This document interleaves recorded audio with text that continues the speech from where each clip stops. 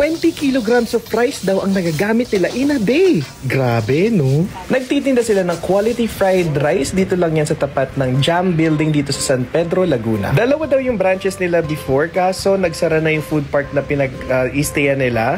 Kaya itong Flame and Walk, nag-focus na lang sila dito sa pwesto nila dito sa may Jam Building. And hindi mo kaya, meron silang Food Panda. And ito pa, alam mong skilled yung may-ari at may alam when it comes sa pag-season ng wok. Kitang-kita naman sa mga marunong tumingon dyan, I'm sure alam nyo kung well-seasoned yung isang wok. Quick story time, way back last year, sabi ko, bakit ang dami laging tao dito sa may puno ng mangga sa tapat ng Uncle John's?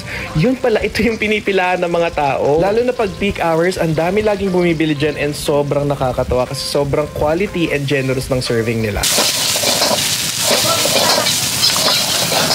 Itlog lang yun, Bounty Fresh. Bounty Fresh? Ano itlog niya, kuya? Hilaw. Bounty Fresh? Bounty Fresh. Di ba, play na sa vlog din.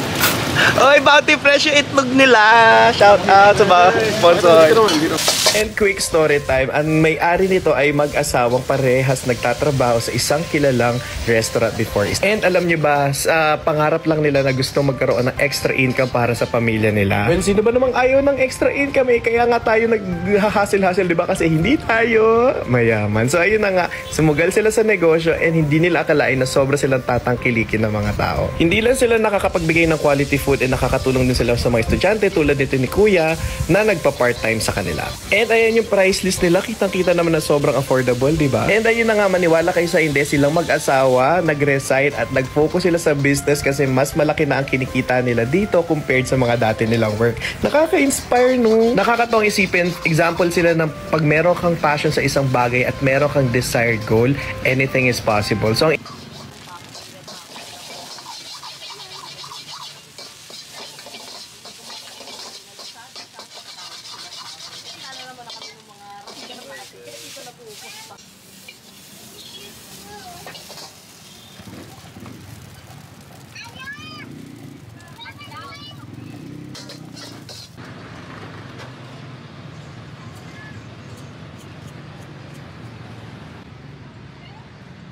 so, ang in-order namin is yung kimchi rice nila, itong overloaded, and itong sisig rice nila. Sobrang pungent, sobrang strong, sobrang malasa ng kimchi nila, homemade. Alam mong well-fermented yung kimchi, malalasa mo yung earthiness, tanginess, ginger taste, and garlic aftertaste. Mixed veggie, leeks, tapos kimchi.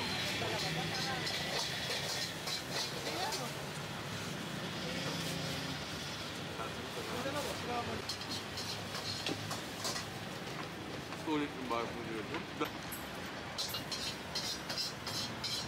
So yung overloaded nila, meron ng siomai, meron ng Shanghai, itlog na, tapos yung signature nilang kanin.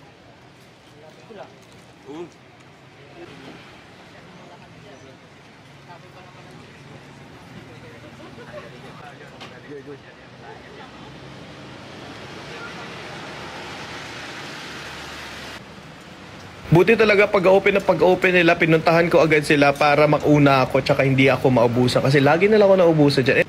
Well, kung tatanungin niyo ako, well, wala ka namang pakialam siguro sa opinion ko. Pero kung tatanungin mo lang naman ako, baka lang naman, ang pinaka nagustuhan ko is itong sisig rice nila. Isa daw to sa pinakabagong flavor nila and nung nilabas sila, sobrang dami na daw bumibili. Ito lagi yung unang nauubos. Sisig yung nagustuhan ko. So if may time kayo, if malapit kayo, if mapadaan kayo, please do support these small businesses and sana parati masarap ang ulam nyo kahit hindi tayo mayaman.